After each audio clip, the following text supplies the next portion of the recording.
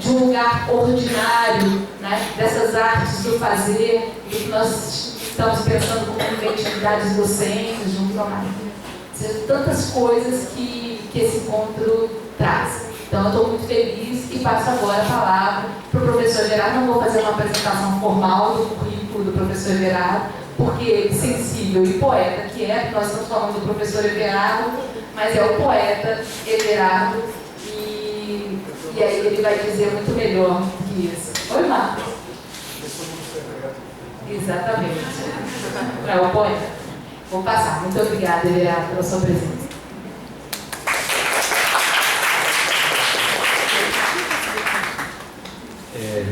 Agradeço muito a Juliette por essa parceria, agradeço a oportunidade de estar aqui, né?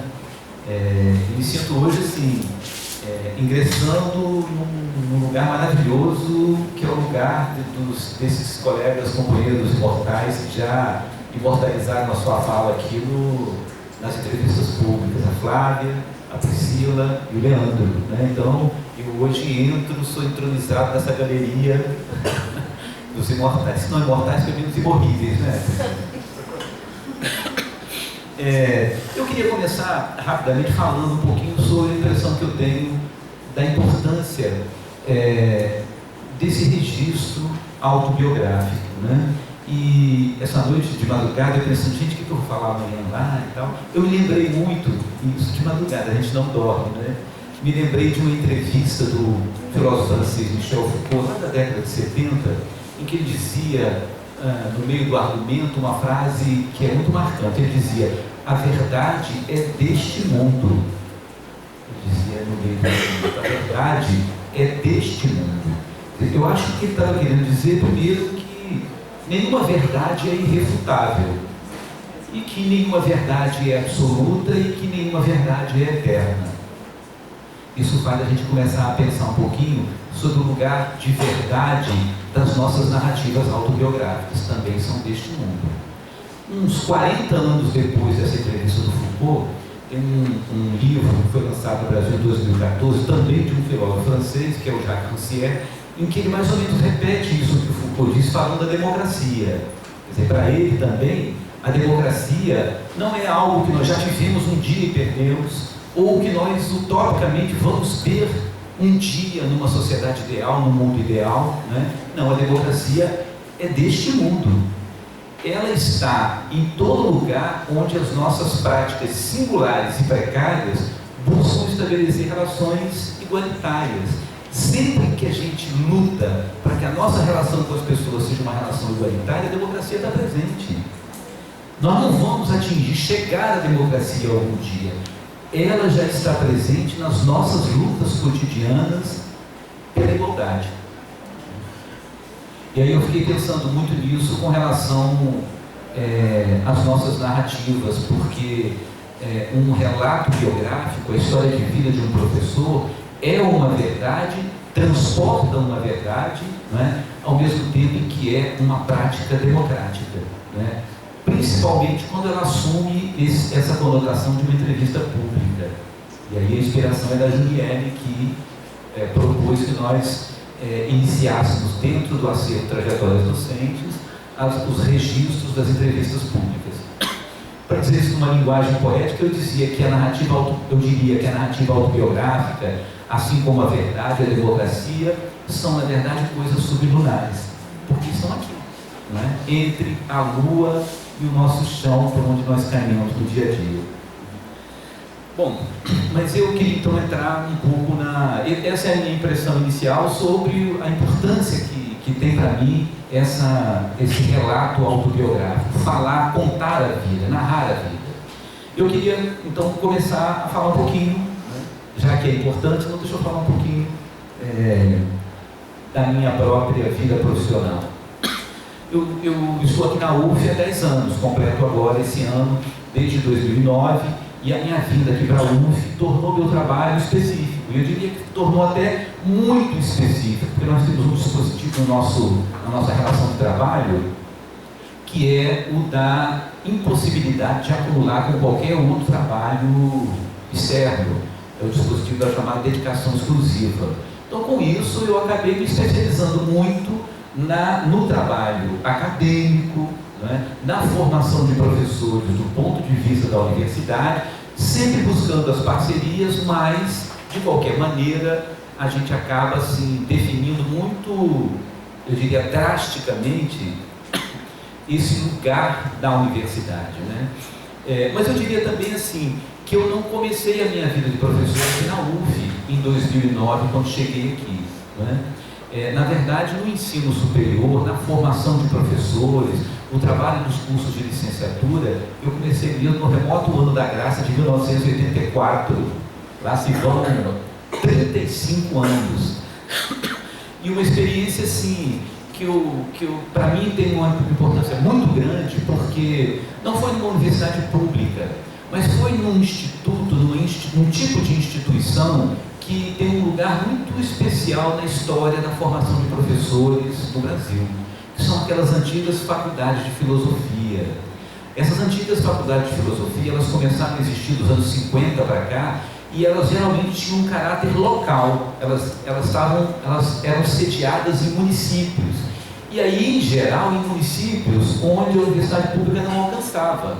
Então a gente tinha uma situação em que as salas de aula não tinham professores, e essas instituições foram sendo criadas localmente exatamente para que se formassem os professores das diversas áreas do currículo da escola, mas também para as séries iniciais do atual ensino fundamental. Naquela época, no antigo curso primário, depois primeiro segmento do primeiro grau. Enfim, essas instituições tiveram um papel fundamental na história da formação de professores no Brasil. Eu tenho grande orgulho de ter participado de duas delas, né?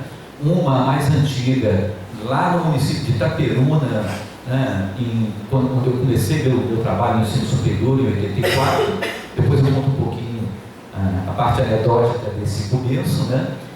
Fiquei nessa instituição durante cerca de quase 10 anos, e depois em Campos, na Faculdade de Filosofia de Campos, que tinha um curso de História, um curso com quase meio século de existência, né? Um curso de História, enfim, muito importante, muito significativo no cenário da formação no Rio de Janeiro.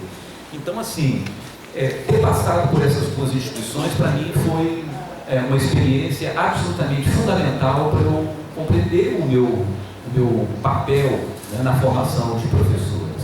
Mas também eu queria dizer que a minha identificação como professor, se não começou há 10 anos na UF, também não começou há 35 anos no ensino superior. Eu, na verdade, me tornei professor antes disso, né?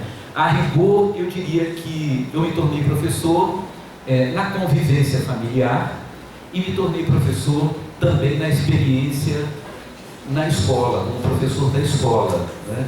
E não no ensino superior. Eu comecei pelo ensino superior porque eu comecei pelo presente, mas esse presente, na verdade, revela uma imersão que já vinha de antes. Na minha casa, a sensação que eu tenho é de que ser professor, na verdade, é um bem de família. É um bem de família.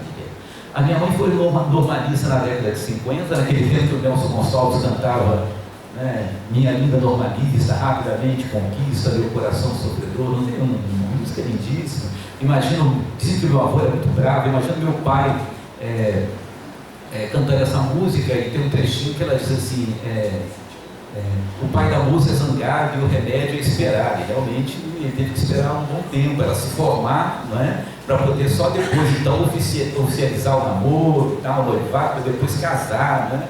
Porque naquela época ser normalista era um caso muito sério, né?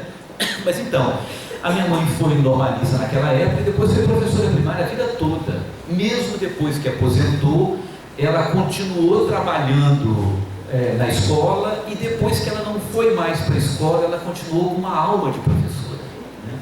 O meu pai não era professor de carreira, ele era um desenhista do DR, do antigo Departamento de Estrada e Rodagens, mas desde muito cedo, lá no interior, lá na roça, né, por essa carência de professores, ele foi convidado para dar aula de desenho geométrico, né, em escolas públicas e privadas. Então, também desde criança vejo meu pai com os desenhos dele lá na prancheta, mas também preparando as aulinhas de desenho para a escola, né? Então, é por isso que eu digo que ser professor na minha casa, na minha família, é um bem de família, né? E creio que todos nós herdamos isso. Nós somos 6 irmãos e praticamente todos nós começamos a dar aula particular ainda como estudantes do antigo ginásio, depois do científico. A gente já tinha muitos alunos particulares.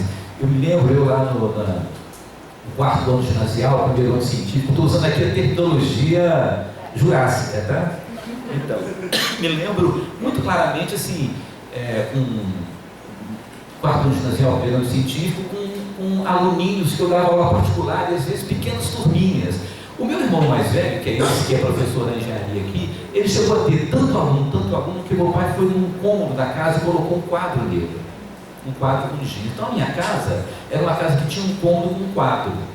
Tinha um cômodo com quadro porque o meu irmão tinha verdadeiras turmas de alunos particulares.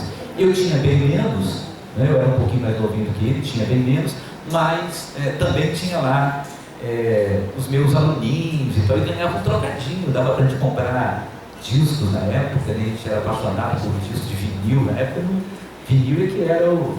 A gente nem falava disco de vinil, era disco, comprava disco, falava vinil para quê? Não havia outro meio, né? Então era só isso. Isso tudo até os meus 16 anos, quando então eu saí lá do interior. Na verdade, eu diria que eu saí tentando fugir do destino, né? E tentando abrir mão dessa herança, porque eu saí para vir estudar na capital, né? E aí, assim, tem que fazer engenharia. E engenharia era a minha expectativa de, né? E não sei se dos meus pais, talvez não, porque eu acho que eles gostavam muito, eles eram muito identificados com a condição de professores, né? Mas enfim, os filhos, eu e meu irmão, viemos fazer engenharia para ver se a gente conseguia escapar um pouquinho desse destino.